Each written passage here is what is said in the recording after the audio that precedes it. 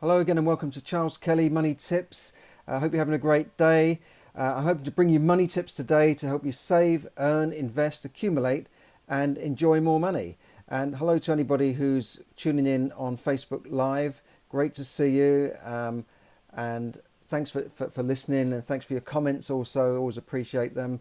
Don't have to all be good. You can, if you disagree with me, tell me. I don't mind a debate going on. And thank you for my podcast listeners for keeping with me. And you can find my podcasts on iTunes, Stitcher, Anchor and many other platforms. And also on my website you can find links and all the blogs and the write-ups on the podcast and show notes. That's on moneytipsdaily.com. In case you don't know me, I'm Charles Kelly. I'm the author of the book Yes, Money Can Buy You Happiness, and soon to bring out another book on making money from debt. So watch out for that one in the new year probably. And also to give you a bit of background, I spent 25 years in financial services, working for banks, insurance companies, and running my own IFA practice, which is independent financial advisor. Spent many years advising people on mortgages, loans, debt refinancing, and debt reshuffling, and that sort of thing. So I've done all that and seen thousands of people face to face, which is going to be a great experience to be able to talk to people face to face and talk about their finances and look at their finances. And I would know more about people than their own family would, because you don't discuss your family with your family about your finances, do you? But you would discuss it with a stranger who's a financial advisor. You tell them everything. So I've had unique experience in that respect. That's why I was able to write the book and talk about the way people manage their money. That's why I talked about the 3 hours of money management, the belief system that you have about money, your money thermostat. I was talking to a guy yesterday. He can go out and earn 25,000 in a short period, maybe in a month, but then it goes down again because he said he has a ceiling of around 5 to 10,000 a month, and he can't seem to break through that. So it's true. We all have that ceiling, that money thermostat, if you like you've got a thermostat in your heating control in your room. So hi to everyone tuning in now. Now today, it could be an historic day. We have apparently got a deal with the European Union to leave the EU on the 31st of October. Now that's great news. Now we don't know whether Parliament will support it, because at the moment the Conservative government have not got a majority. They had a slim majority by virtue of the fact that the DUP, or the Democratic Unionist Party, were supporting them in Parliament. But then Boris had a rebellion with MPs and he sacked about 20 MPs. So he's actually running at a deficit at the moment. And the DUP, in case you don't know what the DUP is, it's the Democratic Unionist Party of Northern Ireland. Northern Ireland is that section of Ireland that's controlled by the United Kingdom. It's on the island of Ireland, but it's not. It used to be part of Ireland, but it's different. It's different government. So that's been the big problem with this backstop, with the border between Ireland and Northern Ireland. Even though you've got Norway and Sweden who also have a border, and that seems to run, and all the other European countries have borders with other countries. So they always find a way around that. And yes, we haven't got it through Parliament, so people are saying that it's not through Parliament, yes, and Parliament apparently are sitting for the first time in many years on Saturday to thrash out this deal, and I hope it does go through, and whether you're a Leaver or a Remain, I'm sure you want to see the back of this so we can all move forward. And I think the last 3 years people have been holding back on investment, and I would like to see it over, so maybe we can create a new economy and move forward and build things again, and maybe the economy will start moving again, because it is a bit stagnant at the moment. So yeah, we haven't seen it come through. So the DUP, the Democratic Unionist Party, have traditionally been in support with the Conservatives. In fact, the Conservatives don't even stand in Northern Ireland. The Unionists are, the Conservative Party is called the Conservative and Unionist Party, so the DUP are almost part of them. However, in this case, they're saying they're not going to support this deal. So I don't know what's going to happen. Some negotiations are going to have to go on, some backroom talking to get them to agree this. Labour have said they don't. I saw Jeremy Corbyn yesterday saying we're not going to support any deal that would involve us doing a deal with America. What? So he doesn't want us to trade with America. So he's not going to support the deal, but he doesn't want an election. What I don't know what he wants. I'm not being political here, but he's refused to support any deal, whatever it says, and yet originally he was a Brexiteer. He wanted to get out of the European Union. So I think they just want to scupper whatever the government does. And unfortunately, many of the MPs in Parliament really don't want a deal. They want us to stay in the European Union, which is unfair and disingenuous to their own constituents who vote them and help them to keep their jobs. And I think many of these people are going to be out of jobs very soon if they don't start listening to the voters that put them where they are. Because at the moment, it's the tail wagging the dog rather than the dog wagging the tail, right? I think you get that analogy. Okay. Now, the lesson here is to negotiate from a position of strength. Whenever you're negotiating in business, you need to be able to negotiate from a position of strength. You need to be able to say, okay, we're in this negotiation, but ultimately, I can walk away from this. I'm not desperate in this situation, because once people sense that you're desperate, they will negotiate harder and harder and screw you down to the floor until your feet can't move anymore. And remember, when Boris Johnson got elected, people said that he's not going to get a deal with the EU. The EU was a no, there'll be no further deal. Nothing will change. We're not going to change. No. I heard 9 and all these things I heard. You remember? They were not going to change. There was going to be no deal, right? But now they have moved, because there's always room for movement. There's always room for negotiation, even if the other side say no. But ultimately, Boris said, if we don't do a deal, we're going to leave without a deal, despite what his MPs have tried to tie his hands. But he did say that. He said, we're going to leave with or without a deal. Now, Theresa May didn't say that. Although they were talking for 2.5 years, they never actually put that threat on the table that, we're going to leave whatever. So you either do a deal with us or we're walking out of here. And that's, all right, it sounds a bit bravado and brinkmanship, but that's what you have to do. You have to be prepared to walk away or go ahead without them when you're in a deal. On the other hand, negotiation still needs to be a win-win situation. It shouldn't be a lose-win where you lose and they win, or win-lose, where you're winning and they're losing. It's got to be a win-win, and it's got to be suitable for all concerned. And I think we can have a win-win situation with the European Union. We can continue trading with Europe the way we traded for hundreds of years with other European countries before the European Union ever existed. And when we had the common market, even before that, we were trading with Europe. We would travel to Europe. We lived in Europe. We did business in Europe. It's been around a lot longer. Ireland was a common travel area before the European Union existed. Irish and British people could travel. My parents, my mother came over from Ireland, my uncles came over from Ireland with no passport, no ID. They came over from Ireland. They were able to get national insurance numbers and work because it was always a common travel area long before the EU came into force. And we've had Europe. We're not getting out of Europe. We're still in Europe. Physically, we're in Europe. We're not getting out of Europe. We're getting out of this organisation called the European Union. And there's no reason why we can't have a win-win situation after Brexit and continue trading with Europe. Because after all, we buy more stuff from Europe than we sell to Europe. So why wouldn't they want to trade with us? That's a win-win situation to make it easier for all of us to trade. And we want a deal. And I think everybody wants this to be done and dusted, right?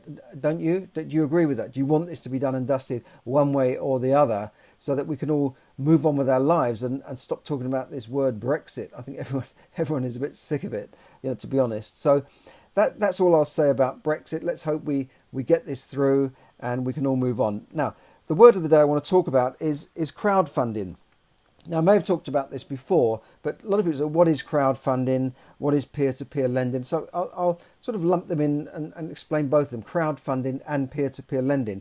Crowdfunding involves a platform whereby people give money through the platform to specific projects. So you can crowdfund for a business, you can crowdfund to get your child's operation done in another country. People have done that. People have crowdfund for legal fees. I think one of the Conservative candidates, Rory Stewart, said, I'm going to crowdfund for my campaign to win the election, and I'm going to sit in Pret a Manger and crowdfund for people to come and vote for me. This is the guy who really builds up some excitement there. So you can crowdfund for all sorts of things. And yeah, platforms have been set up to do this, or you can set up your own crowdfunding platform. But I want to talk specifically about property, because there's a lot of property crowdfunding platforms out there. and people will be able to lend their money through the crowdfunding platforms to projects that have been selected and underwritten, well, not underwritten, but checked and verified by the crowdfunding team. And then that money goes into a property project, maybe it's a refurbishment or a new build, and then the money gets out, and when it comes back, and it goes back to in profits. But the people lending their money to the crowdfunding are generally getting an interest of 8 to 10% on their money, which is pretty good when you think about the bank rate of, they might be getting 0.25% or, 0.5%. So they're getting 16 times more through a crowdfunding. But your money is not as safe as it is in the bank, because it will depend ultimately on the deals going through. Peer-to-peer lending is similar, but in a peer-to-peer lending situation, you are lending money to somebody else, in a way cutting out the bank, because you give your money to the bank, you're in effect lending it the money to the bank, and they lend it out to businesses and on mortgages at a higher rate, and they make a profit on that money and give you a small interest. But the difference with a bank is that if they lose money on deals out there, if they lend money to someone who doesn't pay it back, they don't sort of come back to you and say, well, we've lost that money, so we're taking it from your account. No, your money's in the account, and provided the bank doesn't fail, and touch wood, it won't happen. There is a bank guarantee situation. The government will guarantee your money in a bank up to 85,000. Just note that if you've got more than 85,000 in one account, you're only covered up to 85,000. But yeah, in reality, the bank lose money on deals all the time. They get defaults on loans. They have to repossess people's properties, but they don't go back to the account holder and say, well, we're going to take money from you. Right. With a peer-to-peer lending, that is exactly what can happen, because you are lending money through this middle person, this peer-to-peer lending platform for a specific project. And with crowdfunding, okay, it's a similar thing. You're putting your money in there, and you're getting a higher interest rate, but there is a risk. Now, I say this because some of these peer-to-peer lending platforms have failed because, frankly, they're not really run very well. Perhaps the lending on them is not as stringent as it would be in a bank, and maybe that's why the applicant has gone to a peer-to-peer platform or a crowdfunding platform, because they can't get the money from the bank. Now, I'm not saying that is the case with every situation. I'm sure there are very good schemes out there, but I'd like to think that a bank underwriting system would be a little bit more robust than a few guys sitting in a room saying, let's lend money on this project. We're going to get paid anyway. We'll take our fees, whether it goes through or not. And maybe the bank underwriters have got a little bit more experience, and they've got the systems in place to underwrite a deal. And I work for a bank, and I know that, they don't just lend money willy-nilly. They have underwriters, they have a system, they have a credit scoring system, which is built up based on thousands and thousands of transactions and years of experience. So you have to look at that. And property, so there's another one here that's failed, and it says people here who put money into two businesses started by grand design stars Kevin McLeod face the prospects of losing their entire investment. He had a company called HAB Land Finance, named after the McLeod's Happiness Architecture Beauty brand, and it raised 2.4 million from 280 people. But investors could be wiped out after the company and its owner, HAB Land, which was set up to buy sites for housing estates in Oxford and Winchester, called in the liquidators. Now, why was that? He'd advertised 8% returns.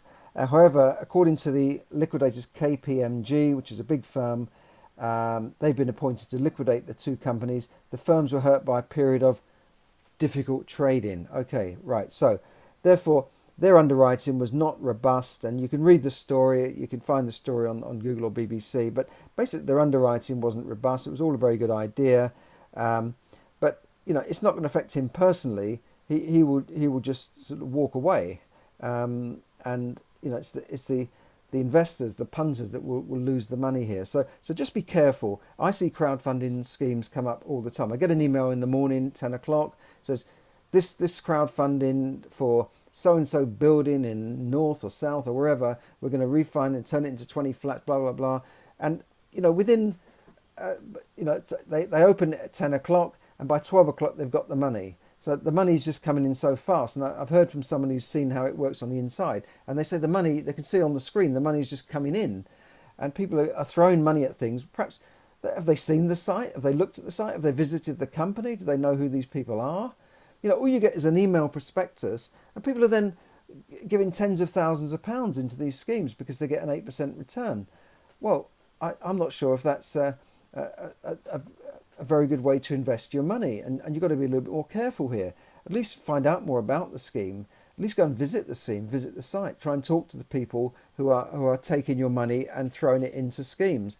Now, this guy was a Grand Designs star, you know, so you'd think he'd know what he was doing, but evidently not.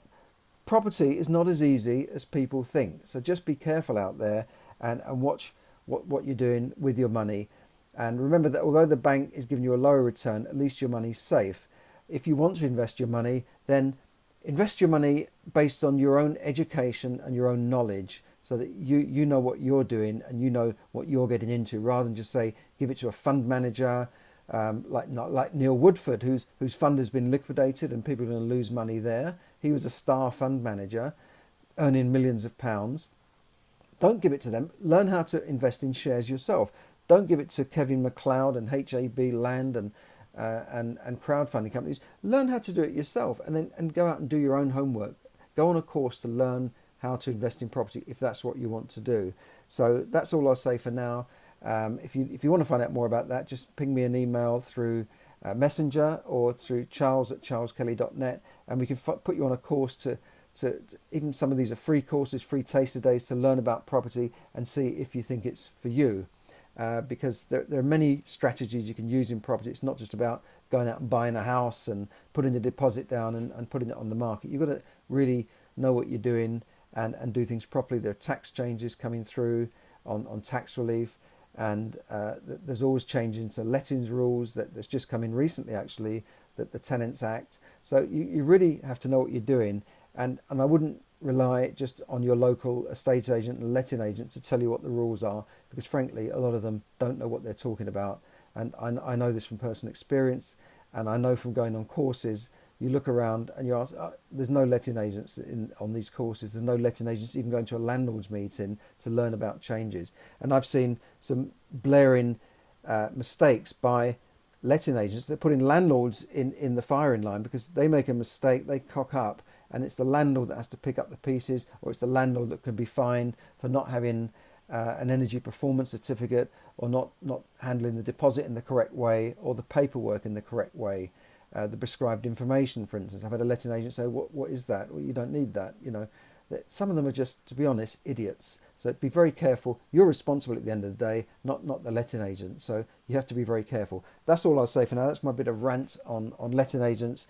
But learn how to do it yourself. The secret is to learn, and education is the key, as always.